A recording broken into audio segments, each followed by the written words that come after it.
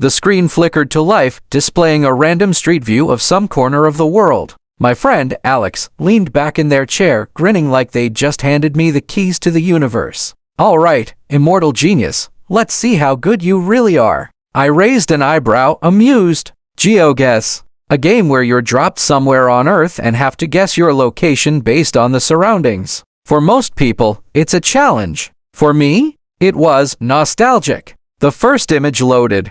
A dusty road stretched out, flanked by low, sun-bleached buildings. The sky was a pale, searing blue, and the air seemed to shimmer with heat even through the screen. I tilted my head, taking in the details. The architecture, the vegetation, the faint shadows cast by the sun. It was familiar, like an old song I hadn't heard in centuries. "All right," Alex said, tapping their fingers on the desk. "Where are we?" I didn't answer immediately. Instead, I let the memories surface. I'd walked this road before, or one very much like it. The scent of dry earth and olive trees, the distant call of a muezzin, the way the light bounced off the whitewashed walls. It was a place I'd known long before it had a name on any map. "Southern Tunisia," I said finally, zooming in on a faint sign in Arabic.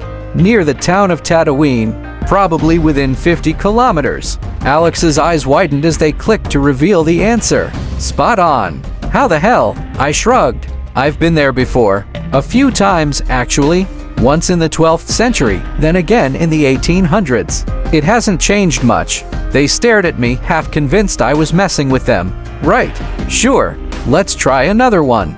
The next image loaded. This time, it was a lush, green landscape. Rolling hills, dense forests, and a narrow dirt road winding through the trees. The air felt damp even through the screen, and the light was soft, filtered through a thick canopy. I leaned closer, studying the vegetation. The trees were tall and ancient, their bark covered in moss. The undergrowth was thick with ferns and wild flowers. "Pacific Northwest," I said after a moment. "Somewhere in Oregon or Washington, probably near the coast." Alex clicked the answer. "Correct again? You're cheating, aren't you?" I chuckled. "I've walked those forests for centuries. I know them like the back of my hand." The game continued, each round dropping me into a new corner of the world. A bustling market in Marrakesh, a quiet village in the Swiss Alps, a sprawling metropolis I recognized as Tokyo, though it had changed drastically since I'd last seen it in the 1600s. Each time, I pinpointed the location with uncanny accuracy, drawing on memories that spanned millennia. By the fifth round, Alex was thoroughly exasperated. "This is ridiculous. How are you this good?" I leaned back, a small smile playing on my lips. "When you've lived as long as I have, you start to notice the patterns. The way the light falls in different parts of the world. The way the air smells. The way people build their homes. It's all familiar." They shook their head, laughing. "All right, Immortal. One more round. Let's see if we can stump you." The final image loaded. This one was different. It wasn't a street or a landscape, but a close-up of a stone wall covered in intricate carvings.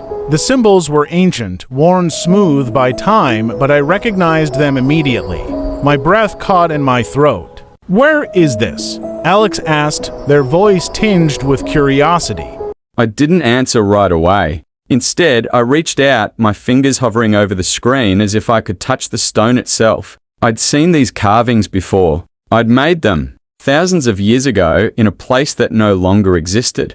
I hesitated, my voice barely above a whisper. "It's from a temple, a place that was lost to time. I didn't think anyone would ever find it again." Alex's eyes widened. "Wait, are you serious? You've been there?" I nodded, my mind drifting back to that distant memory. The temple had been a sanctuary, a place of worship and reflection. I'd spent decades there, carving those symbols into the stone, each one a prayer, a story, a piece of myself. And then, one day, I'd left, knowing I would never return.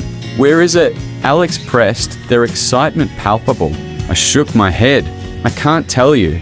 Some places, some memories are meant to stay buried." They stared at me, their expression a mix of awe and frustration. "You're impossible, you know that." I smiled, though my heart ached with the weight of centuries. "Maybe, but it's been fun." As the game ended, I couldn't help but feel a pang of longing. The world was vast, and I had seen so much of it. Yet, there were still places I hadn't been, stories I hadn't uncovered. And perhaps that was the beauty of it. Even for someone like me, there were still mysteries to unravel, still corners of the world waiting to be explored. Alright, Alex said, closing the laptop. Next time, we're playing something you're not good at. Maybe chess? I laughed, the sound echoing through the room. Chess it is. But don't say I didn't warn you. As they left, I sat back, staring at the blank screen. The world was still out there, waiting. And I, as always, was ready to explore it once more.